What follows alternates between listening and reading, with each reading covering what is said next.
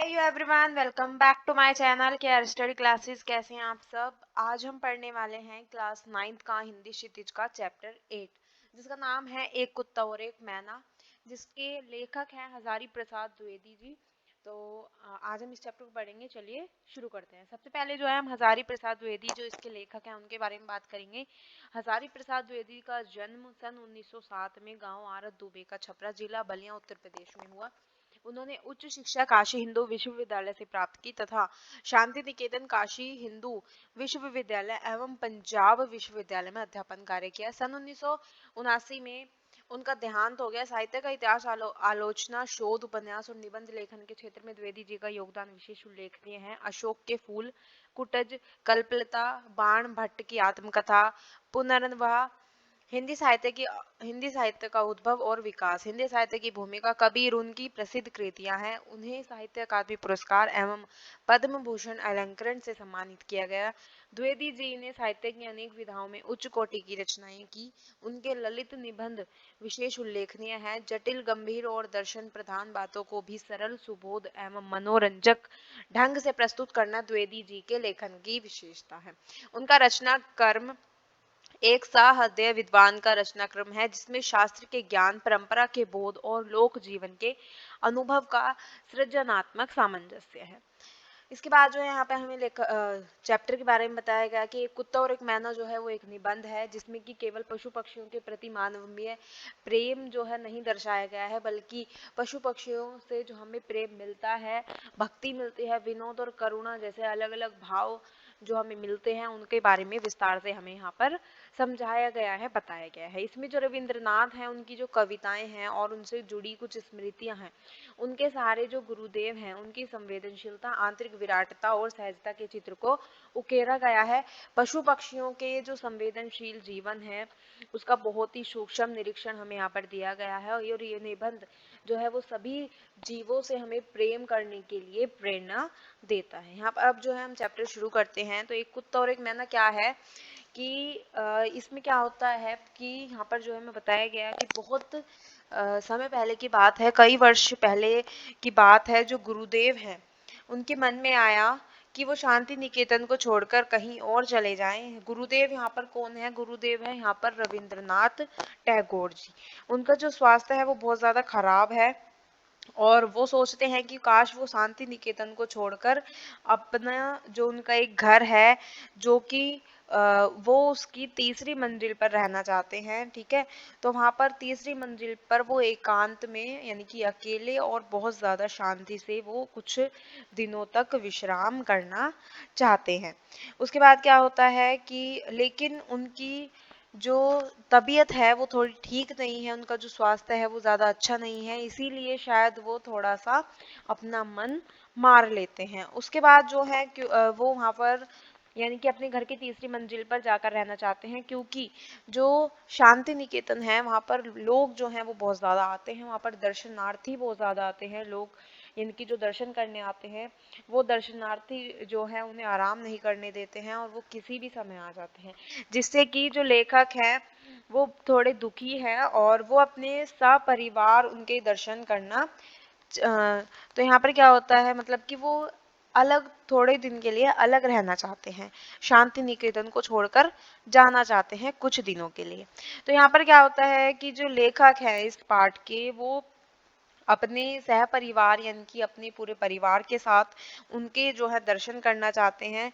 तब जो लेखक है उनको जो रविंद्रनाथ टैगोर हैं वो देख लेते हैं, और तो जो रविंद्रनाथ टैगोर हैं यानी कि जो लेखक हैं जब वो वहां पर पहुंचते हैं शांति निकेतन में, तो जो रविंद्रनाथ हैं वो उनको देख लेते हैं और उनसे पूछते हैं कि क्या तुम्हारे साथ कोई दर्शनार्थी भी आया है। क्योंकि जो रविंद्रनाथ हैं वो थोड़े डरे हुए हैं, बहुत ज़्यादा जो है दुखी हैं, क्योंकि जो दर्शनार्थी हैं वो किसी भी समय आ जाते हैं, कोई उनका समय नहीं होता है, फिर चाहे दिन हो चाहे रात हो। तो जिससे कि जो रविंद्रनाथ हैं वो दुखी हैं और वो उनसे परेशान हो जाते हैं, वो थोड़े भयभीत भी हैं। दर्शनार्थियों का जो किसी भी समय आना है उससे वो जो है परेशान है। तो जब लेखक जो है उनके पास पहुंचे तो वो थोड़े थोड़े अस्त व्यस्त थे, थोड़े से परेशान थे। ठीक है। उसके बाद क्या होता है, जब वो एक साथ होते हैं तो वहां पर उनका एक कुत्ता होता है, पालतू है, जो कि तो वो जो है उनका एक पालतू कुत्ता होता है, तो वो उनके पास आता है। और जब वो उनके पास आता है तो वो उसके जो है उसके जो शरीर है उस पर हाथ फेरते हैं, उसे स्पर्श करते हैं। अगर आपने देखा हो या फिर आपके घर में कोई पेट होगा तो आपने देखा होगा कि जब आप उनके ऊपर, जैसे कुत्ता है या डॉग, मतलब कुत्ता है, तो आप उसके ऊपर हाथ फेरते हैं तो उन्हें बहुत अच्छा लगता है। ठीक है, तो इसी प्रकार जो रविंद्रनाथ हैं वो उनके एक पालतू कुत्ता है, वो वहां पर आता है और वो पूंछ हिलाने लगता है। तो जब गुरुदेव जो है उसके जो हाथ है अपना उसके ऊपर स्पर्श करते हैं तो वो बहुत ज्यादा मग्न हो जाता है, बहुत ज्यादा खुश हो जाता है। जो गुरुदेव है उसने कुत्ते को लक्ष्य बनाकर एक कविता लिखी जो कि आरोग्य में छपी है। उसमें वे जो है कहते हैं कि मेरा कुत्ता जो है वो मेरा स्पर्श पाकर जो है क्या हो जाता है, एकदम मग्न हो जाता है। ठीक है, यानी कि उसे बहुत ज्यादा खुशी होती है। उसके बाद जो है वो बताते हैं कि जो बेजुबान पशु पक्षी हैं उनमें भी मनुष्यता होती है और मनुष्य को उस चीज का अनुभव करना चाहिए। तो यहाँ पर जो है वो बताते हैं कि अच्छे बुरे व्यवहार को शायद वो महसूस कर सकते हैं, क्योंकि जो पशु पक्षी हैं वो इंसान के, मनुष्य के अच्छे बुरे व्यवहार को, सुख दुख को, सबको समझते हैं। लेकिन शायद आज के समय में मनुष्य ऐसा नहीं करता है। मनुष्य जो कुत्ते की या किसी भी पशु पक्षी की जो भावनाएं हैं, जो उनका सुख दुख है, उसको शायद नहीं समझ पाता है। ठीक है, मनुष्य के अंदर जो है संवेदनशीलताएं नहीं है, वो उसको सुख दुख को समझ ही नहीं पाता है।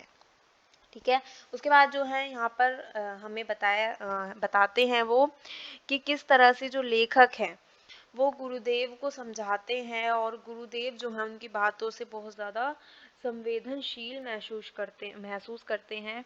बहुत ज़्यादा वो अच्छी अच्छी बातें बताते हैं उन्हें, जिन्हें सुनकर जो गुरुदेव जब उन्हें बातें बताते हैं अलग अलग, तो जो लेखक हैं वो थोड़े से क्या हो जाते हैं, आश्चर्यचकित हो जाते हैं, क्योंकि उन्होंने कभी भी कुत्ते जैसे जानवर में मानवीय करण को अनुभव नहीं किया। ठीक है, ये कोई जो है वो कहते हैं कि ये कोई सामान्य घटना नहीं है, बल्कि ये विश्व की महिमाशाली घटनाओं में से एक है। उसके बाद जब गुरुदेव जो है वो चिंता भस्म को आश्रम में लाया तो वहां पर जो है वो फत्ता की उत्तरायण तक गया और सारे मनुष्यों को वहां पर जो है कुछ देर तक मौन एवं शांत बैठा रहा। तो वहां पर जो है कुछ देर के लिए सभी लोग जो है शांत और मौन बैठते हैं, जिससे क्या उसके बाद जो है वहां पर ऐसा देखकर जो लेखक हैं वो उनके आश्चर्य का कोई ठिकाना ही नहीं होता है, वो बहुत ज्यादा आश्चर्यचकित हो जाते हैं। गुरुदेव जो हैं वो पशु पक्षियों के प्रति बहुत ज्यादा आत्मीय संबंध रखते थे, यानी कि एक ऐसा संबंध एकदम आत्मा से, जैसे कि उनकी आत्मा से जुड़ा हो। जो क्योंकि वहां पर क्या है, कुछ और पहले की घटना याद आ रही है। उन शांति निकेतन में जब वहां पर जो है नया ही आया था, तो गुरुदेव जो है वहां पर अपना दृष्ट नहीं हो पाया और वहां पर वो जो है ऐसे ही टहलने निकल जाते थे। तो उसके बाद जो है वो बताते हैं कि उनका जो है जो पशु पक्षी हैं उनसे बहुत ज्यादा क्या है, गहरा संबंध है और एकदम आत्मा का संबंध है उनके साथ। आश्रम के जो पशु पक्षी हैं उनके बारे में वो अक्सर बातें करते रहते हैं। एक दिन वो बताते हैं कि एक दिन सुबह सुबह जब उन्होंने पूछा कि आश्रम के कौवे कहाँ चले गए, तो एक सप्ताह बाद जो सारे कौवे होते हैं वो फिर से आश्रम में आ जाते हैं। तो उन्हें समझ आता है कि हाँ, कौवे भी क्या है, प्रवासी पक्षी हैं, यानी कि कौवे भी यहीं पर रहते हैं, क्योंकि अगर वो यहाँ पर नहीं रहते तो वो शायद एक हफ्ते बाद वापस वहीं लौटकर नहीं आते। ठीक है, उसके बाद जो है वो बताते हैं कि एक बार एक लंगड़ी मैना को देखकर वे बोले कि ये जो है युक्त भ्रष्ट है और इसमें जो है कोई क्या है, करुणा भाव है, क्योंकि वो जो है मतलब उसके जो पैर है उसमें चोट लगी है और उससे जो है चला नहीं जा रहा है। ठीक है, तो वो बताते हैं कि इसकी चाल में मुझे जो है करुणा भाव दिखता है, और उनकी बातें सुनकर जो लेखक है उसके मन में मैना के प्रति कुछ करुणा भाव उत्पन्न हो जाता है। तो वो बताते हैं कि जो हजारी प्रसाद हैं उनके मकान में एक बार क्या था, उनके मकान में कुछ छेद हैं और वहां पर उन्होंने, जो मैना है उसने क्या है अपना परिवार के साथ, अपने परिवार के साथ वो वहां पर रहती है, उसने अपना वहां पर घोंसला बनाया हुआ है और वहां पर वो बसेरा करती है। लेकिन उसके बाद वो बताते हैं कि वो पता नहीं कहाँ कहाँ से फटे पुराने कपड़े या फिर कूड़ा करकट कहाँ कहाँ से ठाकर लाती है और वहां पर जमा करती है, यानी कि अपना घर बनाती है। उसके बाद जो लेखक है वो बताते हैं कि एक बार उन्होंने ईंट रखकर उस छेद को बंद भी कर दिया था, लेकिन जो चिड़िया सॉरी जो मैना है वो अपना दूसरी जगह पर अपना निवास बना लेती थी। तो लेखक जो है उनको अनुभव होता है कि वो जो है खुश होकर नाचते हैं, गाते हैं तथा उन्हें देखकर उन पर टीका टिप्पणी भी करते हैं। मैना परिवार लेखक के घर को खाली स्थान समझता है, जो यानी कि वो बताते हैं कि जो मैना का परिवार है वो सोचता है कि जो लेखक का घर है वो एक क्या है, खाली स्थान है। वहां पर जो है उसके बाद वो बताती है कि जो मैना की पत्नी है वो अक्सर कहती है कि जो लेखक हैं उनको उनके प्राइवेट घर में नहीं आना चाहिए और पहले जो लेखक हैं वो मैना के प्रति इतने करुणावान नहीं होते हैं, उनको ज्यादा उस पर कोई तरस नहीं आता है, कोई भावना नहीं होती है उसके लिए। लेकिन बाद में जब वो गुरुदेव की बातें सुनते हैं तो उनको विश्वास होता है कि मैना जो है वास्तव में क्या है, एक जो है करुणावान है और वो जो है अपने साथी से बिछड़ गई है, एक वियोंगनी का जीवन वो जो है जी रही है। कि वियोंगनी यानी कि अकेलेपन का जीवन वो जी रही है, क्योंकि वो अपने साथी से बिछड़ गई है इसलिए वो अकेली है, एक वियोंगनी का जीवन जी रही है। लेखक कहते हैं कि गुरुदेव ने मैना पर जो है एक कविता भी लिखी है और उस कविता का भाव है कि यह मैना अपने दल से अलग क्यों है, यह अकेले ही लंगड़ा कर घूम रही है।